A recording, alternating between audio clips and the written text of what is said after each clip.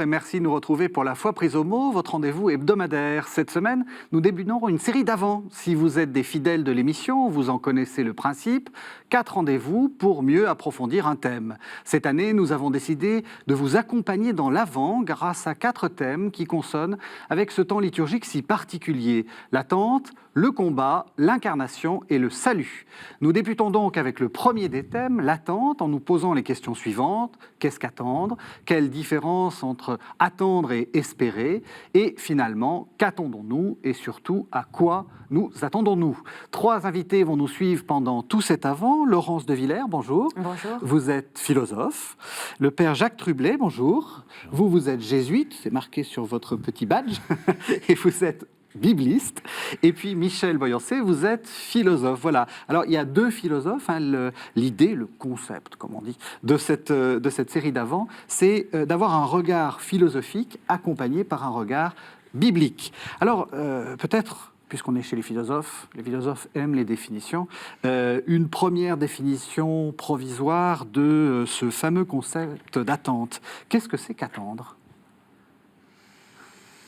Ça commence bien quand on pose la question au philosophe. Il y a un grand silence. C'est compliqué. Mais normalement, la philosophie ne commence pas par les définitions, justement. Aïe. Elle finit avec les définitions, elle commence par réfléchir. Alors, contrairement au bibliste. Contrairement au bibliste qui a déjà la matière. Attente, je pense que la difficulté de l'attente, c'est que c'est un état. Nous sommes dans l'état d'attendre quelque chose. Et l'attente se fait parce qu'on connaît parfaitement l'objet. On sait ce qu'on est en train d'attendre. On attend dans la salle d'attente parce qu'on sait très bien ce qui nous attend. On attend avec une impatience. Je pense qu'il n'y a pas d'attente sans impatience parce que précisément, on sait comment les choses doivent se dérouler, on sait ce qu'on attend, on sait ce qui devrait arriver et on attend qu'il arrive. En cela, je pense que l'attente est tout le contraire de l'espoir. Je ne suis pas certaine que l'espoir soit une attente, c'est-à-dire que dans l'espoir, on sache précisément comment ça va se passer et qu'on soit dans l'impatience que ça se passe. Voilà, l'attente est une impatience parce que on sait quel est l'objet de son attente, le médecin qu'on doit voir, le nouveau-né qui doit arriver.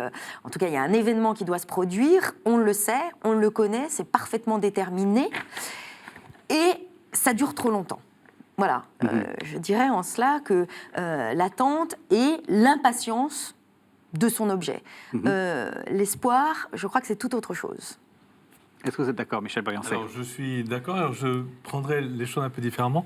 Je dirais que l'attitude philosophique fondamentale, à partir, effectivement, non pas des définitions, mais d'une expérience, c'est-à-dire que il y a une expérience des choses qui conduit à une réflexion et qui éventuellement peut conduire à une définition. Mais je dirais que la philosophie est une attente sur 2 registres. Une attente obscure, une attente de ce qu'on ne sait pas trop ce qu'on va trouver, mais on attend, à mon avis, sur 2 points. Le premier point, et c'est la naissance de la philosophie dans l'histoire grecque aussi, on attend parce qu'on désire comprendre les choses, donc on attend de mieux les comprendre. Donc c'est une sagesse spéculative, une sagesse de science, une sagesse de compréhension. Le philosophe est un ami de la sagesse parce qu'il essaye de comprendre ce qu'il ne comprend pas et il attend de savoir s'il peut comprendre. Et puis deuxième aspect aussi, la sagesse pratique, c'est-à-dire, à mon sens, l'attente humaine, c'est l'attente de prendre de bonnes décisions, de prendre des décisions. Et d'ailleurs, quand on regarde l'histoire de la philosophie, notamment en Grèce, puisque nous sommes les héritiers de cette histoire, le contexte de la mythologie, c'est qu'il n'y a rien à attendre, puisqu'il faut se protéger des dieux, des esprits, des forces obscures. Et le héros grec ou le sage grec, qui préfigure bien sûr le renversement du saint et du christianisme, mais c'est au contraire de se mettre en route. Donc je dirais, je suis d'accord avec Laurence, on attend quelque chose, mais l'attente est aussi dynamique. On se met en route parce qu'on ne sait pas très bien ce qu'il faut faire, mais on essaie de le faire pour se libérer, donc la question de la liberté. Et donc je dirais, pour résumer, que l'attente, c'est l'expression de l'attente philosophique, l'expression d'une liberté qui est en route on espère, là je suis d'accord, l'espoir, l'attente, on espère trouver quelque chose, et on attend de le trouver, et on se met en route. Donc il y a quelque chose de dynamique dans l'attente, qui me semble aussi sans doute un peu prophétique par rapport à l'attente au sens spirituel et chrétien ou biblique. Alors, dans ce que vous avez dit, il y a cette question de savoir, pas savoir, impatience. Est-ce que l'attente a quelque chose à voir avec l'espoir? Je n'ai pas dit espérance, qui serait le terme un peu plus spirituel. L'espoir et la crainte. Est-ce qu'on peut attendre avec crainte? Alors, dans la tradition philosophique, surtout au XVIIe siècle, il y a une interrogation, il y a une inquiétude. C'est le siècle de l'inquiétude, et il y a une inquiétude par rapport à tout ce qui nous rend inquiets. Et l'espoir est une des inquiétudes les plus fortes, parce qu'il n'y a pas d'espoir sans crainte. Pourquoi? Parce que ce qu'on espère n'est pas certain. Donc notre rapport à l'incertitude est un rapport à la fois d'espoir, dans le versant positif, mais ce versant positif a nécessairement une dimension négative, c'est la crainte. Parce que si tout était certain, à mon sens, si tout était certain, on serait uniquement dans l'attente. C'est-à-dire, bon, c'est quand que ça arrive. Oui. On sait que ça va arriver, c'est quand que ça arrive. Mais quoi? L'avenue du Seigneur, la fin du monde, je sais pas. Tout.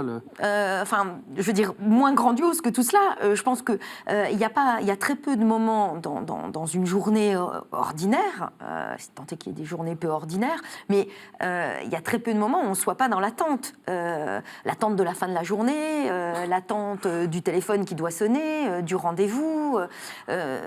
C'est d'une certaine façon, à mon sens, l'attente, c'est une impatience de la causalité. C'est-à-dire, on sait qu'il y a telle cause, que voilà, j'ai rendez-vous avec vous, j'ai rendez-vous pour cette émission, et donc j'attends l'heure. Oui.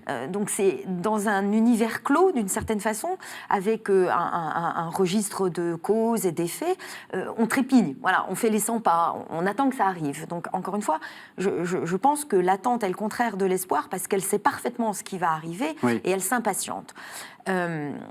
Avec des exemples très simples et très ordinaires. Vous attendez votre bus et puis il n'arrive pas. J'attends le bus, exactement. C'est faire les 100 pas. Enfin, pour moi, l'attente, c'est faire les 100 pas. L'espoir, je pense qu'il y a beaucoup plus d'indétermination dans l'espoir. Pour le dire autrement, je pense que l'attente, c'est l'impatience devant ce qui est prévu, et l'espoir, c'est l'attente de l'imprévu. L'espoir, c'est l'attente de quelque chose qui n'est pas prévu, qui va tout changer. Je pense qu'on va y revenir, mais on ne fait pas les 100 pas dans l'espoir. C'est dynamique, ce n'est pas passif, on n'attend pas que ça se produise parce qu'on sait que ça doit se produire. On est dans la veille, on est dans l'attention. On est vigilant parce que c'est ouvert, l'espace est ouvert, on sait que quelque chose doit se produire, mais quoi exactement, c'est pas dans l'ordre des choses. Voilà. Pour moi, l'espoir a quelque chose de révolutionnaire, dans le sens où il va se produire quelque chose qui n'est pas dans l'ordre des choses. Dans l'attente, je m'impatience, ça ne vient jamais assez vite, parce que je sais que j'ai rendez-vous avec Régis Burnet, il est en retard, ou alors je le suis, ou alors je le suis. On a 4 semaines ensemble, ça va être difficile. Non, en tout cas, voilà, on a 4 semaines ensemble, et voilà, on attend la date. On sait que ça va se produire. Voilà. Donc on est dans l'attente. L'espoir, c'est l'espoir que ça se passe bien. Et ça, c'est plus incertain que l'incertain encore. Avec Régis Burnet, c'est clair. Normalement, c'est garanti. Mais voilà, l'espoir, on a besoin de garanties, où on en demande, où on cherche des signes. L'attente, on ne cherche pas des signes, c'est l'heure. On attend que ce soit l'heure. Voilà, je pense qu'il y a une énorme différence. Alors maintenant, la question, c'est celle que vous posiez. Est-ce que dans tout espoir, il y a de la crainte ? Les philosophes comme Descartes, Spinoza, ces philosophes du XVIIe siècle, encore une fois, qui étaient un siècle de l'inquiétude, ont voulu proposer des stratégies d'évitement de la crainte. Est-ce que ça a marché ou pas? Mais voilà, d'une certaine façon, ils ont même cherché à bannir l'espoir parce qu'il y a trop de crainte dans l'espoir. Leur grand héritier, c'est Rousseau, qui, donc un siècle plus tard, mais c'est leur grand lecteur et grand héritier, qui dira que la chose qui fait le plus mal au monde, c'est l'espoir. Parce que c'est une imagination. C'est ne pas se contenter de ce qui est, ne pas se contenter même de ce qui va se produire. On ne se contente ni du présent ni du futur, parce qu'on imagine autre chose. Et on est dans une forme de douleur, de souffrance, parce qu'il ne se produit pas ce qu'on voudrait, ni maintenant, ni plus tard. Donc, leur grand héritier, ça sera Rousseau, qui dira qu'il faut absolument bannir l'imagination de l'espoir. Donc, est-ce qu'on peut bannir la crainte de l'espoir. Est-ce qu'il peut y avoir de l'espoir sans crainte ou de la crainte sans espoir? Et puis l'autre chose, c'est, j'insiste, c'est à mon sens la grande différence philosophique, sans doute théologique, entre l'espoir et l'attente. Est-ce que c'est un concept biblique? Parce qu'on dit souvent, les Juifs, ils attendaient le Messie, ils attendaient je ne sais pas quoi. Est-ce que c'est si vrai que ça? Est-ce qu'on attendait beaucoup en Israël? Alors, évidemment, le concept d'attente ou d'espoir sont beaucoup moins profilés dans la Bible. Mais le mot qui revient le plus souvent pour désigner ce qu'on pourrait appeler l'attente, c'est le mot cave. Or, qu'est-ce que c'est que cave? C'est une corde tendue, c'est-à-dire que ce qui est intrinsèque à ce concept d'attente dans la Bible, c'est justement d'être tendu vers quelque chose qui... Alors évidemment, la tentation qu'Israël a lorsqu'il attend quelque chose, c'est de se jeter en quelque sorte sur ce qui est à sa portée, c'est-à-dire Dieu lui promet une terre, lui promet un royaume. Bon. Donc il attrape cela, si je puis dire, et il s'en contente jusqu'au moment où il y a une saturation de l'objet. C'est-à-dire qu'il s'aperçoit que ce n'est pas ça, ou bien il le perd, l'objet, avec l'exil.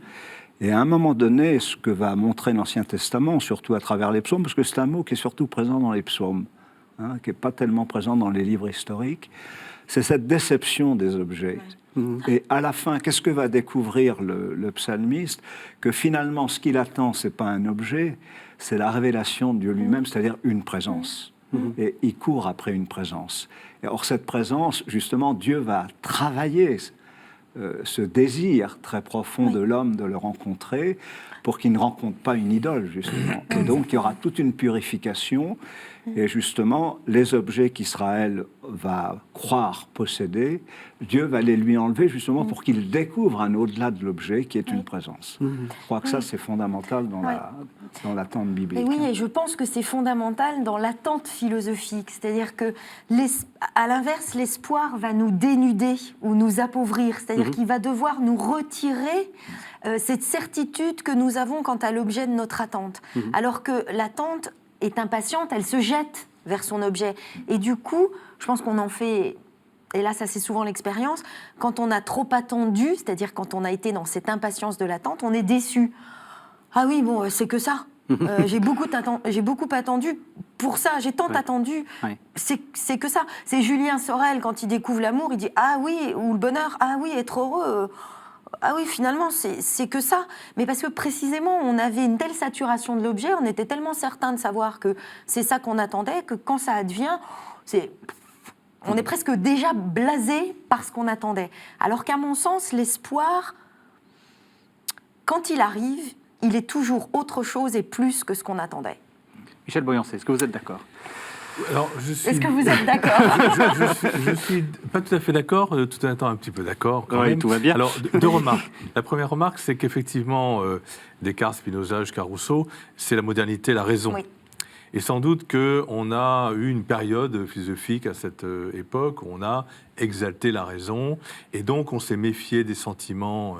Alors que quand on revient à l'origine de l'expérience de la philosophie, je dirais la raison, bien sûr, a son travail, mais l'expérience fondamentale, elle est unie, enfin, elle est unifiée entre la raison, les sentiments. Bon, c'est la manière d'appréhender les choses. Et alors, je reviens sur l'attente par rapport à justement cette quête philosophique. La quête philosophique est quand même une inquiétude au bon sens du terme, c'est-à-dire que c'est une recherche.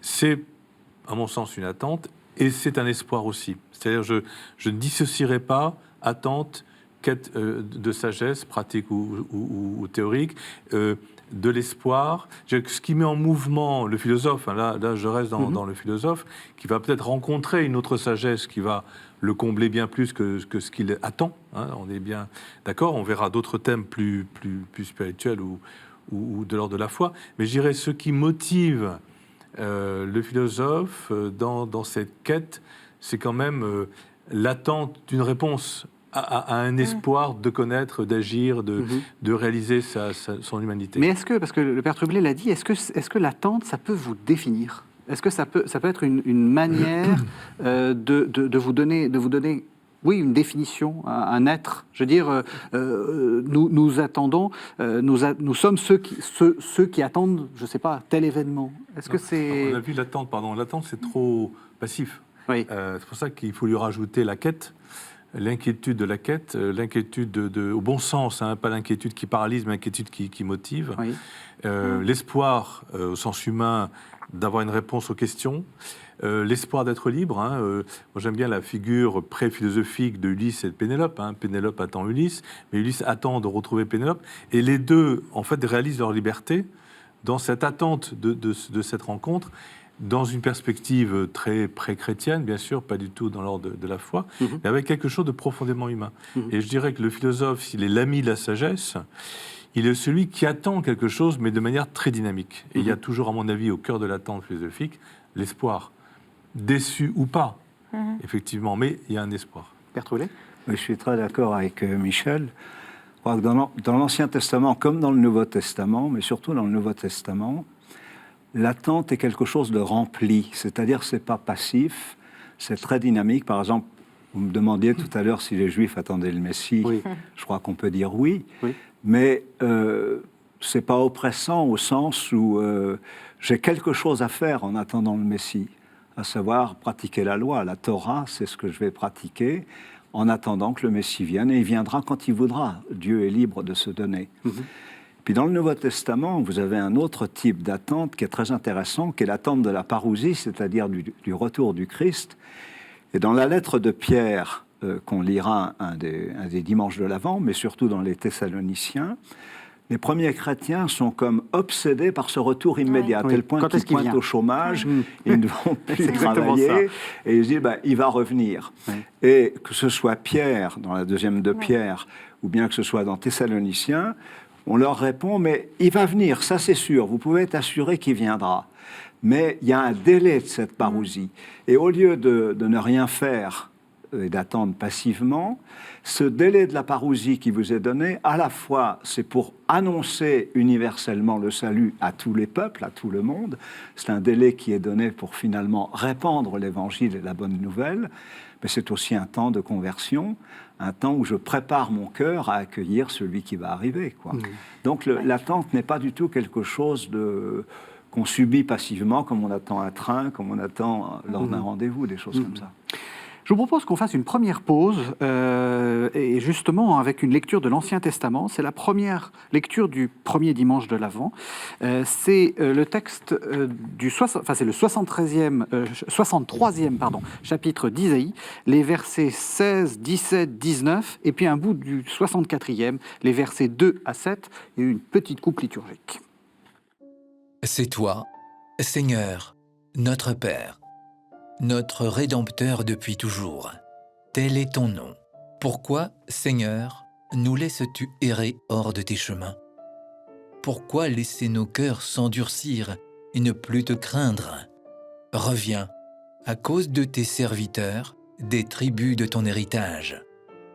Ah, si tu déchirais les cieux, si tu descendais, les montagnes seraient ébranlées devant ta face. Voici que tu es descendu. Les montagnes furent ébranlées devant ta face. Jamais on n'a entendu, jamais on n'a ouï dire. Nul œil n'a jamais vu un autre Dieu que toi agir ainsi pour celui qui l'attend. Tu viens rencontrer celui qui pratique avec joie la justice, qui se souvient de toi en suivant tes chemins. Tu étais irrité, mais nous avons encore péché, et nous nous sommes égarés. Tous, nous étions comme des gens impurs, et tous nos actes justes n'étaient que linge souillé. Tous, nous étions desséchés comme des feuilles, et nos fautes, comme le vent, nous emportaient. Personne n'invoque plus ton nom, nul ne se réveille pour prendre appui sur toi, car tu nous as caché ton visage. Tu nous as livrés au pouvoir de nos fautes. Mais maintenant, Seigneur, c'est toi notre Père. Nous sommes l'argile, c'est toi qui nous façonnes. Nous sommes tous l'ouvrage de ta main. Alors, Père Trublet, c'est vous le spécialiste de l'Ancien Testament, c'est un texte d'Ancien Testament, comment est-ce que vous le lisez? Et surtout, quelle est l'attente qui est derrière ce texte? Alors, la pensée qui est derrière ce psaume-là, vous dites un psaume, parce que c'est Isaïe. Tout à fait, mais en fait, c'est peut-être le prototype du psaume de lamentation collective, c'est-à-dire le peuple qui se plaint en raison d'un événement douloureux qu'il vient de subir. Ici, on est en plein exil, si vous voulez. Et donc, c'est ce qu'on appelle une lamentation du peuple, ou une lamentation collective, et qui obéit à peu près au schéma habituel des lamentations collectives. On commence par dire à Dieu, tu es notre Dieu, hein, notre Rédempteur depuis toujours, c'est ton nom. Bon. Ensuite, il y a une espèce d'agression de Dieu, reproche. Pourquoi tu fais cela? Pourquoi tu nous as emmenés en exil? Bon. Pourquoi nous laisser nos cœurs nous endurcir? C'est-à-dire intérieurement, pourquoi finalement on s'y fait pas trop mal à cet exil. Bon. Et puis, reviens à cause de tes serviteurs, des tribus de ton héritage. Puis alors, une demande extraordinaire qui est très belle d'ailleurs. Ah, si tu déchirais les cieux, si tu venais. Ils veulent quoi? La présence de Dieu, une espèce de théophanie, hein, une manifestation de Dieu dans l'histoire, qu'on le voit bien. Et surtout que les peuples voient qui est leur Dieu. Voilà de ce dont ils rêvent. Alors, finalement, Dieu intervient dans l'histoire, mais avec des signes un peu extraordinaires. Les montagnes s'ébranlent, les collines également. Bon, tout le monde en a entendu parler. Et puis nous, eh bien, on va pouvoir raconter cela. Alors, à un moment donné, il faut quand même dire pourquoi ils sont allés en exil. C'est-à-dire qu'après avoir dit que Dieu, quand même, on lui reprochait ce qui nous arrivait, qu'on lui demandait d'intervenir, on dit, c'est vrai que nous avons péché. C'est-à-dire, ce qui nous est arrivé, on ne l'a quand même pas totalement volé, et c'est pour ça qu'on est en exil. Donc, on professe son péché, hein. Tu t'es irrité, nous avons encore péché, nous sommes égarés, tous nous étions comme des gens impurs, et il insiste pas mal là-dessus. Et puis, à la fin, finalement, révèle ton visage, parce que nous sommes l'ouvrage de tes mains. C'est-à-dire, c'est remis à ta liberté de nous sauver. C'est un psaume de supplication, comme on en trouve une dizaine à peu près dans le psautier. C'est probablement le plus beau, et il devrait être dans le psautier. Vous savez qu'il y a à peu près 150 psaumes en dehors du psautier. Il y a 150 psaumes, mais il y en a 155 en dehors du psautier. Ça, c'en est un plus bel échantillon qu'on puisse trouver. Ce que vous avez dit, et j'attire l'attention de ceux qui nous écoutent, est important. C'est l'idée que ce qu'on attend, c'est l'intervention de Dieu dans l'histoire. Ah ben et c'est ça le salut. Ici, c'est clair, c'est-à-dire qu'on sait exactement l'événement dont il s'agit, c'est-à-dire ils sont en exil, loin de leur terre, ils ont tout perdu, et on demande à Dieu d'intervenir. Donc l'attente ici, c'est l'espoir, l'espérance, hein, que Dieu va intervenir.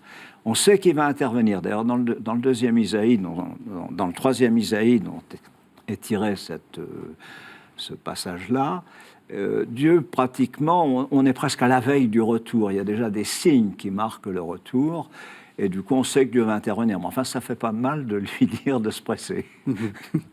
Ce qu'il y a derrière, c'est la notion d'événement.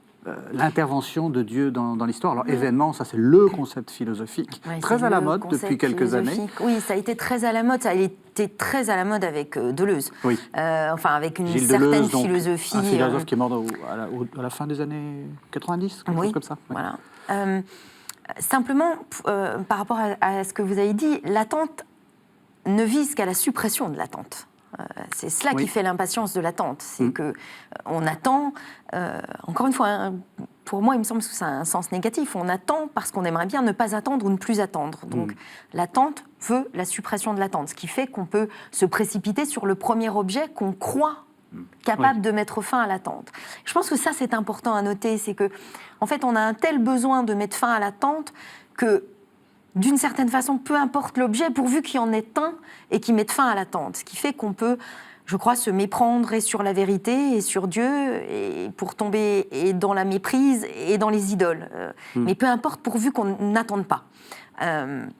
Alors l'événement qui met fin à l'attente, encore faut-il que ce soit le bon. Je pense que c'est ça toute la difficulté.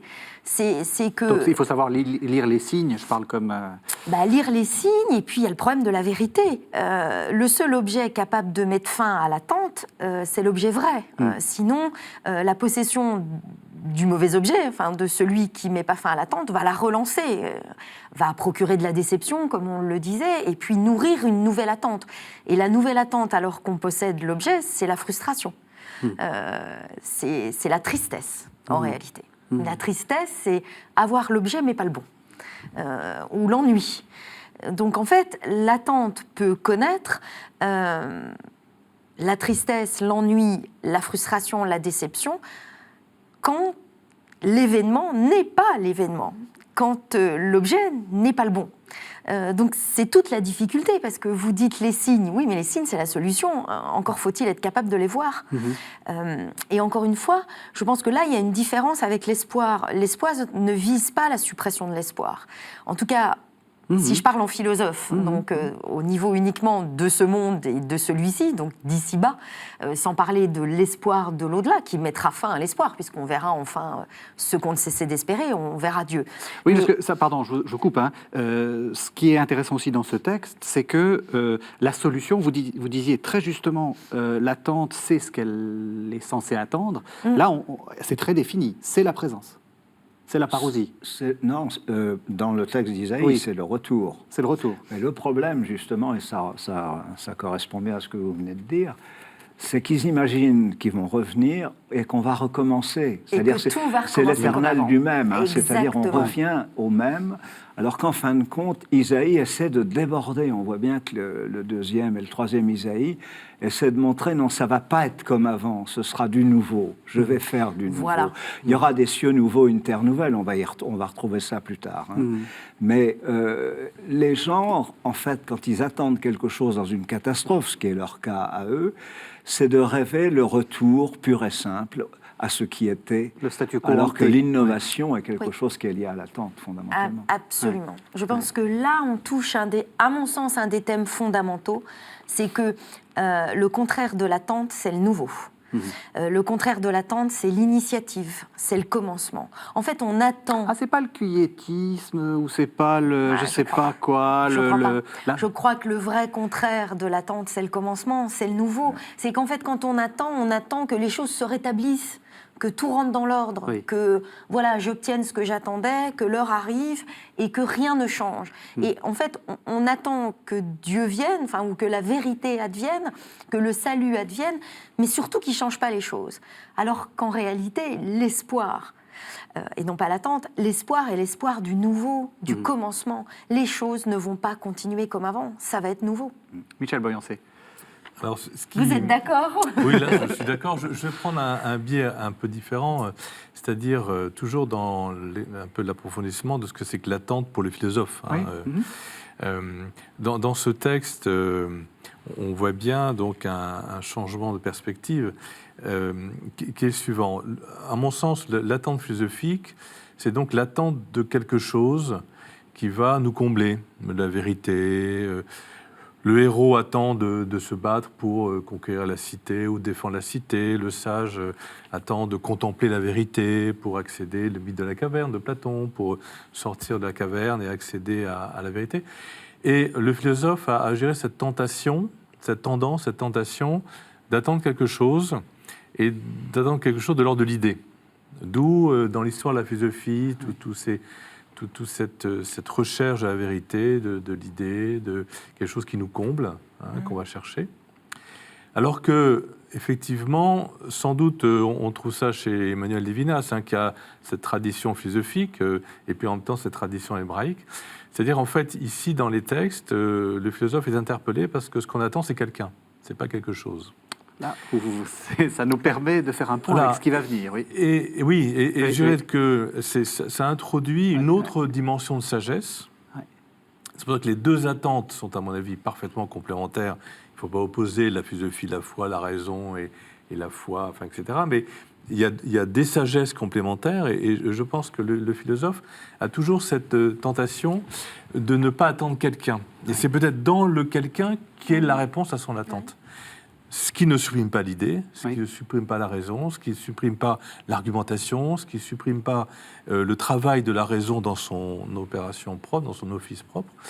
Mais voilà, l'interpellation quand même forte. Alors, c'est pour ça que je reviens à Ulysse et Pénélope, parce que Ulysse, en fait, attend de rejoindre Pénélope, et Pénélope attend Ulysse. Il y a quelque chose de très, très important, je crois, pour l'humanité. Et puis après, le philosophe, il prend le relais, et puis il est dans les idées, ce qui est pas mal. Voilà. Et je pense que c'est ça. On attend quelque chose, mais non, c'est peut-être quelqu'un. Et ce qui va, ce qui est en lien avec ce que vient de dire Laurent, c'est-à-dire que le problème de quelqu'un, le problème d'attendre quelqu'un, c'est que le quelqu'un est toujours surprenant. C'est-à-dire que l'idée, au moins, elle devait être conforme Elle est censée ne pas l'être. à ce qu'elle est. Oui, parce que L'idée ne doit pas être surprenante. Oui, sinon c'est pas. Alors que quelqu'un, c'est toujours un peu. Elle peut être surprenante de richesse, mais elle ne doit pas surprendre au sens où elle marquerait un coup d'arrêt dans la déduction. Je ne veux pas faire de la philosophie une sorte de machine à calculer froide et qui n'a pas de surprise. Mais quand on raisonne bien, une idée en suit une autre et une autre. C'est ça, c'est pas surprenant. Alors que les c'est pas gens. Surprenant. Ma bonne dame, c'est quelqu'un toujours un peu toujours. surprenant. Oui.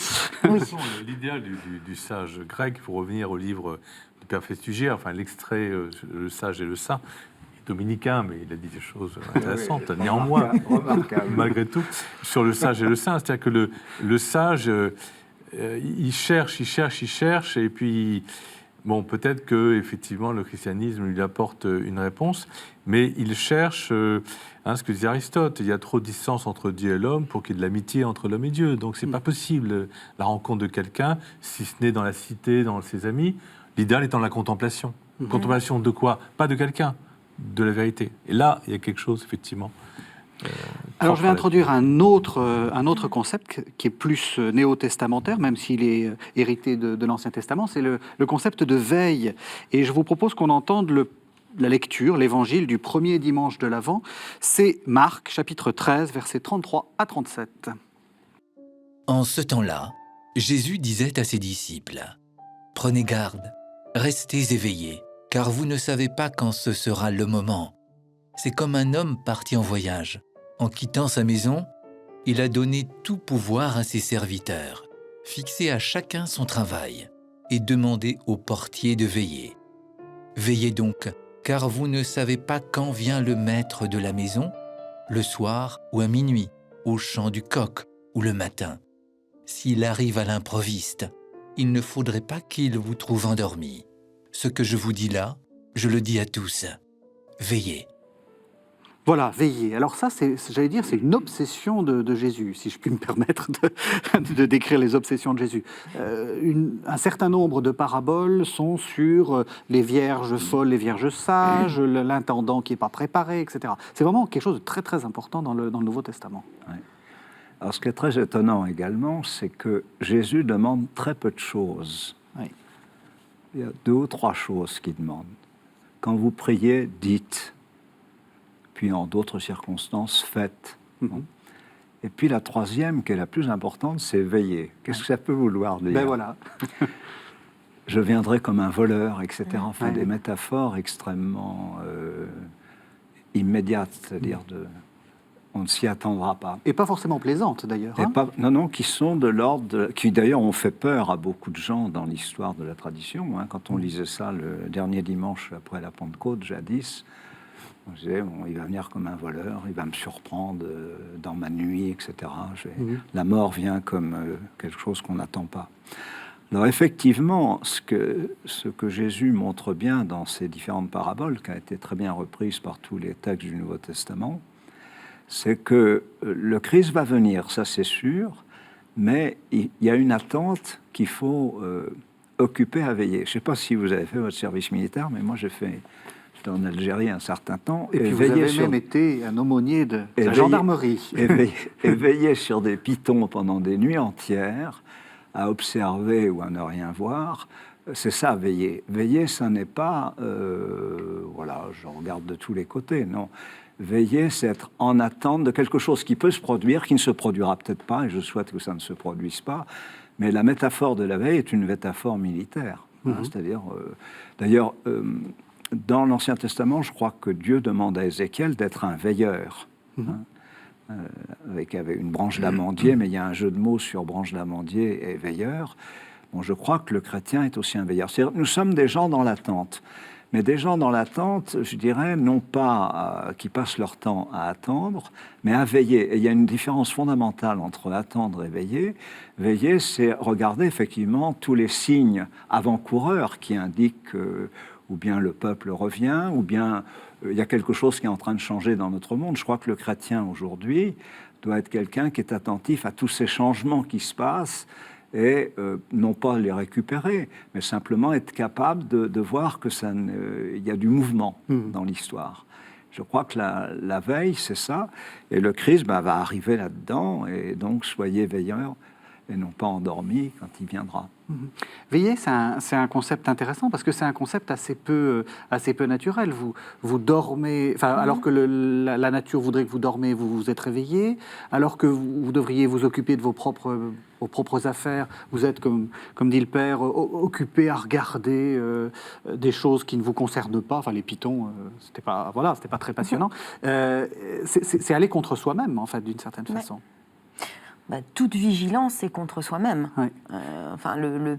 Le pire ennemi du philosophe, c'est lui-même, au sens où penser est très souvent, en tout cas chez les philosophes qui ont donné des méthodes de vérité ou de pensée, c'est non pas penser contre un tel ou un tel, mais penser contre soi. Il y a un premier mouvement, le mouvement du doute, par exemple, ou même de la méthode, ou de l'interrogation, c'est le mouvement qui se censure soi-même. Il faut se méfier de la réponse immédiate, il faut se méfier de ce qu'on a à disposition, il faut se méfier de l'opinion, de ce qu'on croit savoir, des préjugés.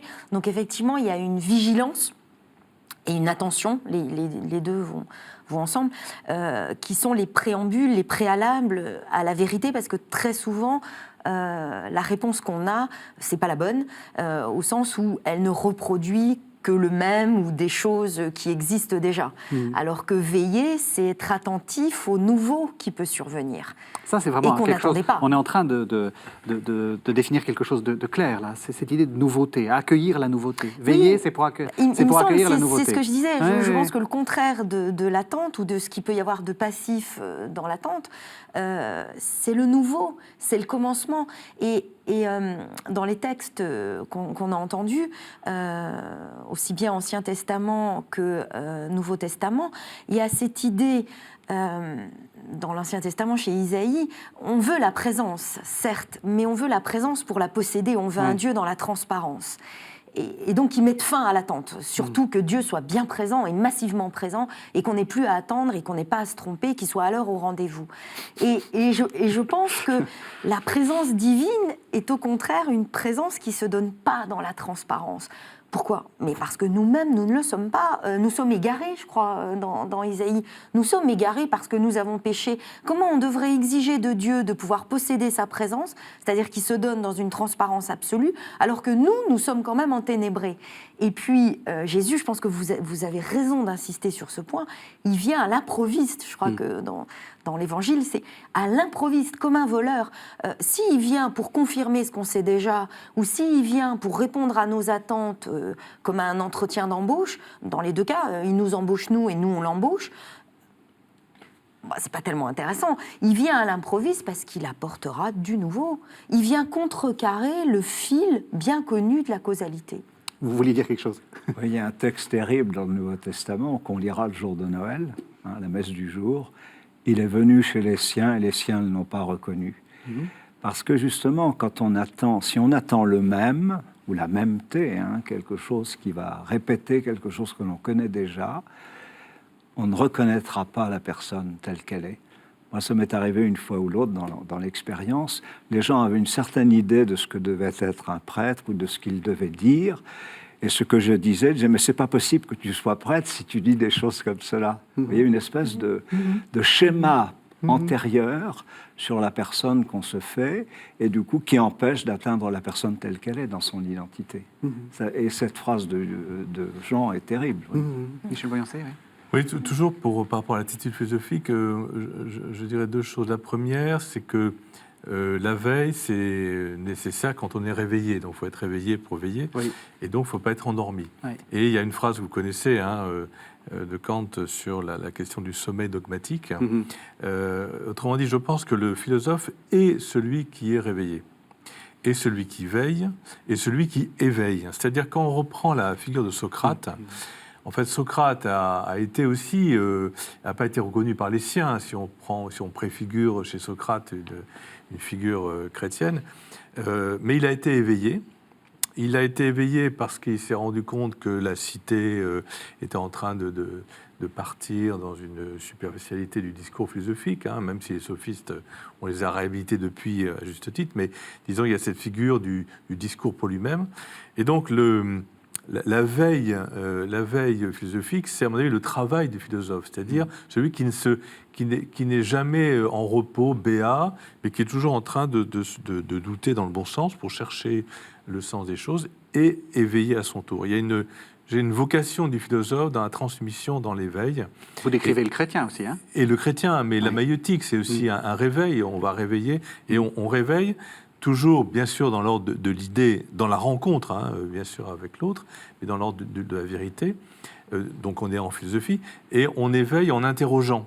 Et il dit, tu dis ça, mais pourquoi le dis-tu? Et qu'est-ce que tu dis quand tu dis ça? Et je dirais, ce travail de l'éveil de la raison, c'est à mon avis aussi une des caractéristiques de la philosophie, qui est une dynamique, encore une fois, et le philosophe n'est jamais en repos, pour reprendre aussi une phrase du psaume, d'une autre manière. On verra la différence. Là, on est, je trouve, à la frontière entre la raison et la foi, la philosophie et la foi, la philosophie et la théologie.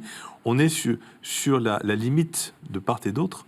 Et cette attitude socratique d'accouchement des esprits, la maïeutique, est à mon avis une très belle pédagogie de l'éveil, mais de l'éveil réciproque. Restons éveillés, et peut-être qu'à ce moment-là, la révélation va nous réveiller encore plus. Eh bien, finalement, je vais vous faire entendre un troisième texte, parce que tout ce que vous dites, disons, consonne avec ce texte. Donc, il s'agit d'un texte d'un théologien qui est un peu oublié, qui était beaucoup à la mode dans les années 80-90 et qui maintenant est un peu oublié. C'est Paul Tillich.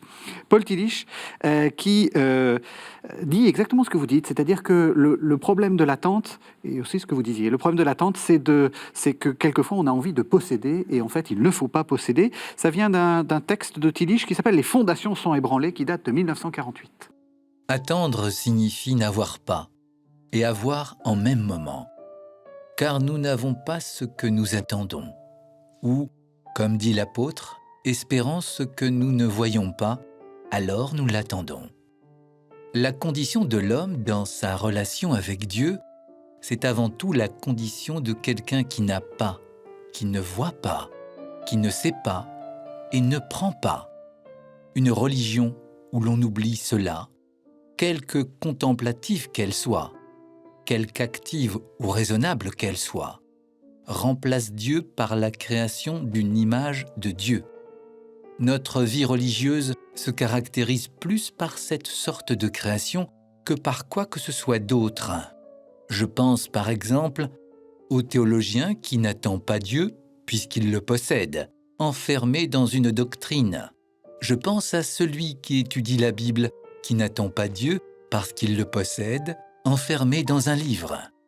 Je pense à l'homme d'Église qui n'attend pas Dieu parce qu'il le possède, enfermé dans une institution. Je pense au croyant qui n'attend pas Dieu parce qu'il le possède, enfermé dans sa propre expérience. On supporte difficilement de ne pas posséder Dieu, d'attendre Dieu. Je suis convaincu que la révolte contre le christianisme est due en grande partie à la prétention, visible ou dissimulée, qu'ont les chrétiens de posséder Dieu, et à la perte de l'élément d'attente si décisif chez les prophètes et les apôtres. Ils ne possédaient pas Dieu, ils l'attendaient. Car comment Dieu peut-il être possédé? Dieu est-il une chose qui peut être saisie et connue parmi d'autres choses? Dieu est-il moins qu'une personne humaine? Un être humain, on doit toujours l'attendre. Même dans la communion la plus intime entre des êtres humains, il reste un élément de non-possession, de non-connaissance et d'attente. Ainsi, puisque Dieu est infiniment caché, libre et imprévisible, nous devons l'attendre de la façon la plus absolue et la plus radicale. Laurence de Villers, vous qui êtes spécialiste de Pascal, le Dieu infiniment caché, c'est encore mieux que votre Pascal, oui. qui disait le Dieu caché. Je ne sais pas si c'est mieux que Pascal. Pour faire mieux que Pascal, Il faut se lever le matin. Il faut quand même se lever le matin. Et tôt, contrairement à Descartes, qui se levait pas tôt, hein, pas pour faire plus facile que Descartes. Infiniment caché. Ouais. Je pense que là, quand même, on tient quelque chose et Pascal s'impose. On l'a eu chez Isaïe, on l'a eu quand Jésus lui-même parle de lui comme d'un voleur ou quelqu'un qui arrive à l'improviste. Tillich le commente. Dieu est un Dieu caché, Oui. alors, infiniment caché. Oui.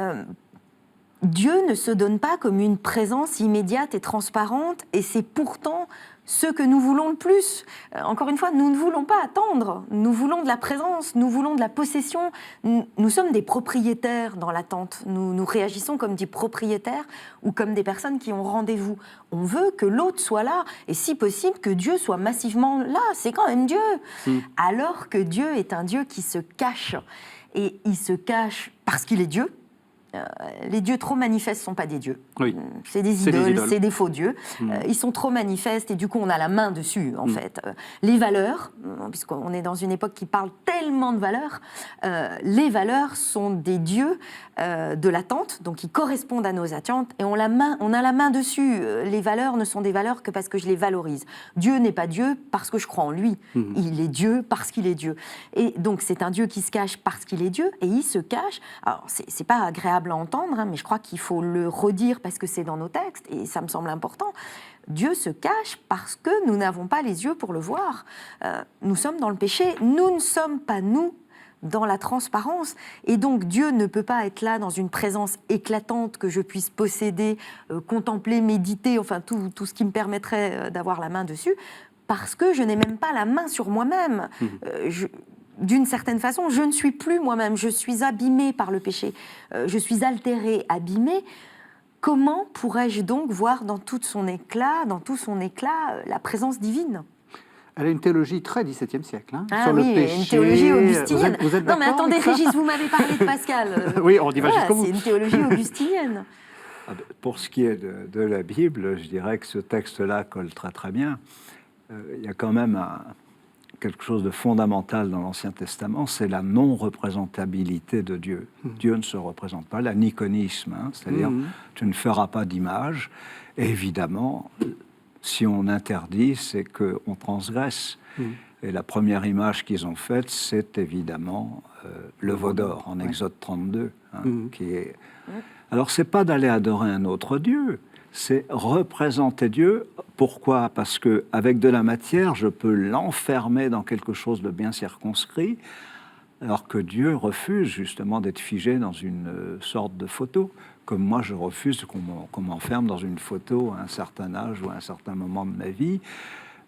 Je suis un vivant, j'ai une histoire, et ce que Dieu refuse au fond, c'est qu'on le fige dans un moment donné, pour être justement le Dieu de l'histoire. Et c'est pour ça qu'Israël n'a jamais représenté Dieu. Hein, il y a eu toujours cet interdit. Enfin, il n'a jamais représenté Dieu. Il a toujours représenté Dieu.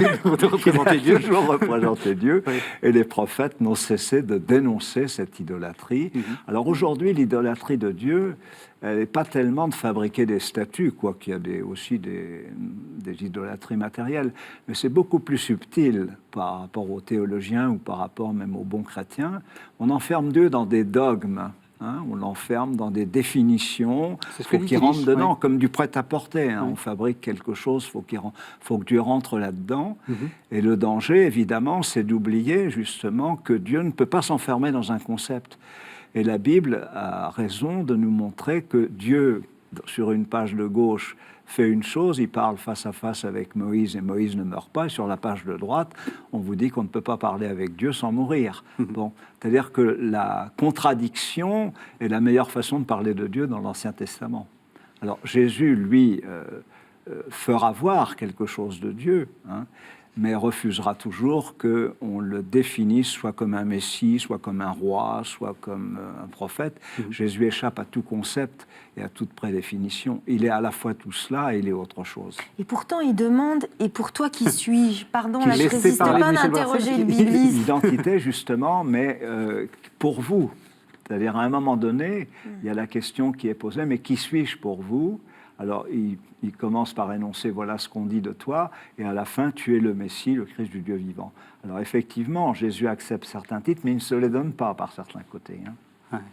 Vous avez le mot de la fin, du coup. Oui, juste un paradoxe entre le Dieu caché, infiniment caché dans la crèche, le Dieu apparemment écrasé sur la croix, et puis le Dieu de gloire qui est lumineux. C'est-à-dire, il y a ce paradoxe toujours de l'obscurité de la foi et de la lumière de l'amour. C'est-à-dire que on n'est pas dans le pur caché, ni dans le pur lumineux, on est dans cette espèce de paradoxe où c'est les deux à la fois, sans faire de... C'est la mode maintenant, le en même temps, hein. Mais il y a quand même ce mystère de la gloire, du Christ en gloire, que les orthodoxes aiment bien, d'ailleurs, représenter le Christ en gloire, le lumineux, et en même temps, il est caché. Voilà, paradoxe. Eh bien, ça sera le mot de la fin, sauf si vous avez... Il nous reste 1 minute. Est-ce que vous avez... Donner raison à Pascal, hein. Ce clair-obscur, c'est ce qu'il appelle l'entre-deux, qui est la chose du monde la plus fragile. Merci en tout cas à tous les trois. Vous savez que vous pouvez nous retrouver sur le site de la chaîne www.ktotv.com et vous pouvez regarder cette émission autant de fois que vous le souhaitez. On se retrouve de toute façon la semaine prochaine avec un nouveau thème de cette série d'avant. Merci de nous avoir suivis. À la semaine prochaine.